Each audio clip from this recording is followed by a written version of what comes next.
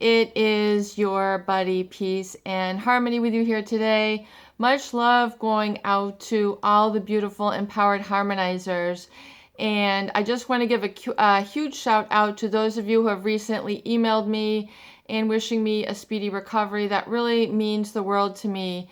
And we are going to blaze a trail onward and continue to address your questions, your inquiries, your specifics here on the Peace and Harmony channel. So thank you so much for your viewership, and let's dive in. So we are zooming in and focusing in on a great viewer question, and that is really how to understand, comprehend, get your head around the concept of the hyper-arousal, the hypersexualization, the taunting, the teasing, the tempting, the seduction that is created, the tension that is created by a psychopathic individual who is essentially targeting you and setting you up for disappointment and betrayal while they have perhaps other people on the line. They have other people in the background. They have other relationships going on behind your back. You're completely uncognizant, unaware, and they're hiding this more watertight than, a Ziploc bag. They just are able to emotionally detach from people in such a profound way and yet seduce others in a way that is really incomprehensible to most of the norm of society, to the extent that they would give themselves or delude somebody, lead somebody along a trail that would cause them and set them up for betrayal, especially when you're talking about sexual promises, promiscuity. And so the off-kilter is really part of the hyper-arousal. It's getting you tempted, teased. It's leading you on and not fulfilling. So it's really exasperating the high sexual tension without relief or following through, so to speak. So why would they do this? Because they see that this is a good way to get you hyper-focused on them as well, because they delight in being the center of attention. They delight being in the spotlight. They delight being in control of others in this manner, kind of the mouth agape, the jaw dropping, the eyes glued, the feeling that you're almost zombie-like in their presence, lets them know and advises them that, they are the one in control. And this is just the game that they play. So this is how they get control over others. And they will use this, what is considered really kind of a high-risk behavior, because oftentimes then they will violate you in this way. In other words, then, keep you guessing and thinking and, get you so charged up and then not be able to release. So it's that unalleviated tension that they will use as a tool of manipulation. They might only go so far. Yet you might be going out for a long period of time, and then, most relationships would be progressing at a different pace or in a different manner. And so it's really kind of out of the norm. And so this tremendous tension will build, yet with the paranoia and really the normalcy of understanding how the timing of your relationship should work. It sets you up for a real tremendous sort of locking down of your vision, particularly your eyes become hyper-focused. We had another viewer who asked, why are people so drawn to toxic people? Why is it so difficult to get your eyes kind of, unglued from them? How can you, why are you so attracted to them? It's because they permeate and they emanate this aura of command and control. And it's it's a different sort of energy where it's, some people describe it as, looking at a train wreck. You want to see what's happening. Is the track going to fall off the rail? Are there people going to be screaming? It's that bystander effect that you inherently sense that there's something off, awry, askew about this individual, and you can't quite put a finger on it, but your subconscious mind knows that there is something that is inherently kind of not right. Things aren't progressing. They aren't sharing certain things. but you've yet discussed certain topics. You feel very comfortable in certain pockets. In other areas, it's, not progressing normally, yet you tend to accept it and excuse it away. So you begin to, in the process, really kind of corrupt your own values or your own inherent sense of right or wrong, your own morality, your own, North Star, your guiding point, your compass gets really sort of, it becomes so ambiguity, and it's this uncertainty that you become so addicted to, the ambiguity, not knowing if this is going to work out, yet the desire, so you've got that uncertainty where they really lock you down in this, and they are aware that this is how, then they become the antidote, they become the elixir to resolve this tension, and so that nothing else will satisfy. So it becomes this hyper-vigilant, hyper-focus, and it really does get I would say, the neurology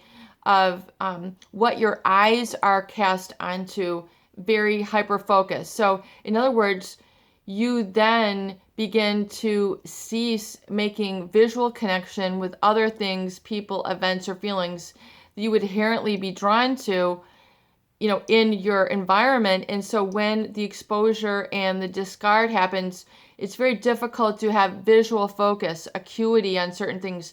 There's a fear that stands between you and your focus. It becomes very, I don't want to say bone chilling, but it becomes, people describe it as a terror or, just being sort of disconnected. That sort of not connected with humanity. So you, through osmosis, you are feeling a taste of what these cold-blooded, ice running through their veins, what these people feel like inside. So how you feel so disconnected from humanity, smiling, being able to be comfortable in natural settings like a grocery store, your workplace.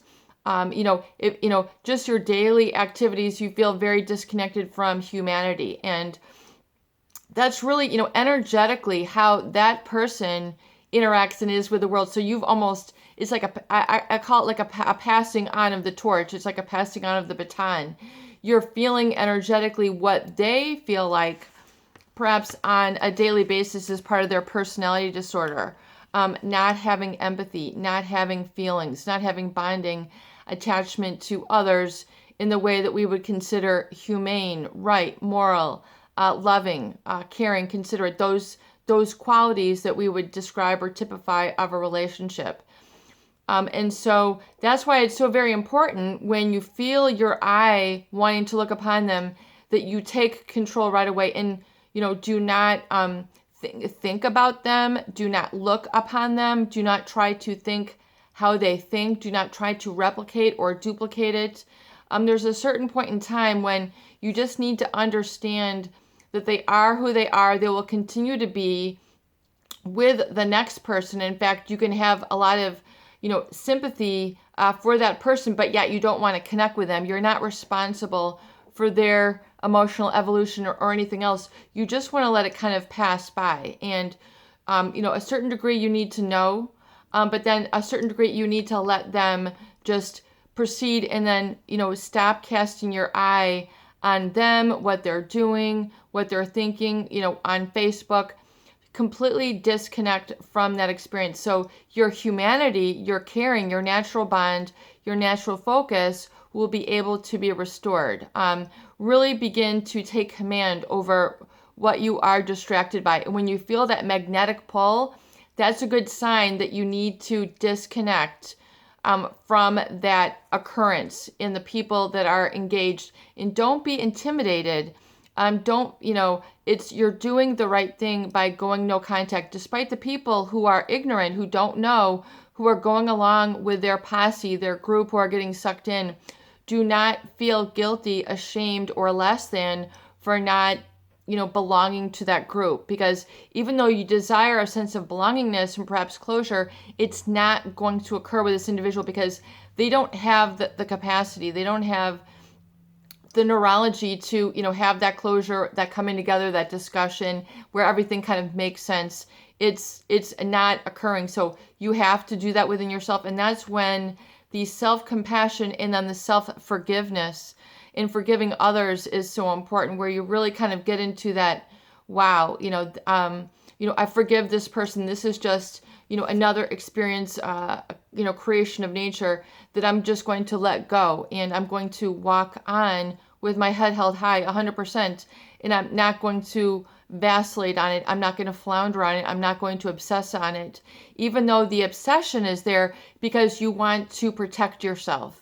The fear is there, so intensely because your fight or flight or freeze your sympathetic nervous system, your autonomic nervous system is so engaged. It's a self-preservation feeling that you're trying to, adapt. Just like when you've had a virus, your DNA starts to replicate an immunity. So if that virus is encountered again in your environment, that you will not become afflicted by that same virus. So your DNA, your autoimmune system automatically adapts and learns and has a memory of that virus, so that when it comes along again, it knows to get rid of it. So it's very much like the same experience. Your spirit, your spiritual DNA is trying to assimilate, adapt, and then protect. So if it comes around again, it'll block it out. It won't contaminate you. It won't make you sick. So that's why there's that sort of fixation. It's your mind trying to assimilate and understand what happened and adapt and adjust and have that learning coded within your body, mind, and spirit. So if it comes along again, it knows how to identify, attack it, and get it, remove it into the system, from the system. So really, you have, there's a certain point when you make a decision and you say, okay, I know enough now, and, I am safeguarded, and I know enough now, and I'm safeguarded, so you can continue to pursue and carry on with your life and not just be fixated on that, or, it's really understanding the lessons learned and that it's okay to proceed, but it does take time for the emotions, your feelings to kind of get reset into what is a stronger you, a more passionate you. And you might need to, speak about it. People might want to write books.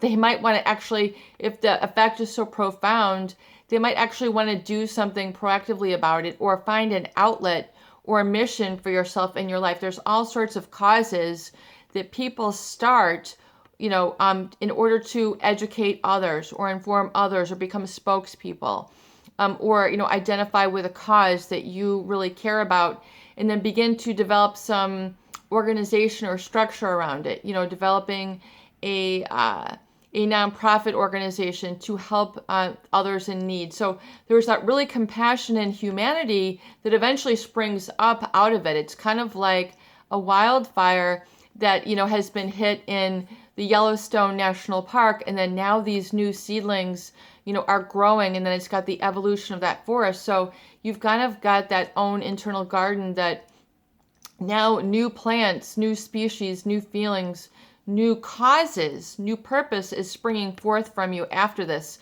kind of like in the rubble of it. And this new germination is a new feeling, a new direction, a new purpose within you, and that is what you want to take hold of and focus.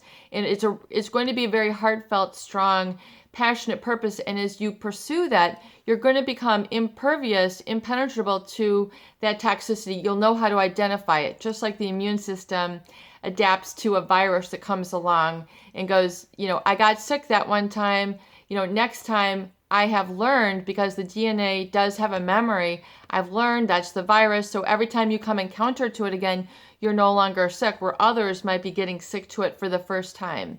So once you kind of get to that level, you're very focused, you're comfortable, you're wiser, and it's okay to kind of have that graduated feeling as you move on. But furthermore, you want to continue to nurture and give yourself a little bit of exposure to the areas of life where you would like to feel comfortable, i.e. the grocery store, the church, taking a workshop, a class, developing healing relationships.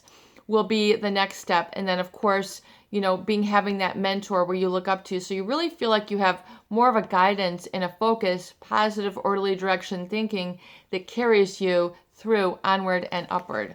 This is your buddy, Peace and Harmony, with you here today. And I hope that these videos do help. Please share and please subscribe for more great tools, videos, discussion, and support.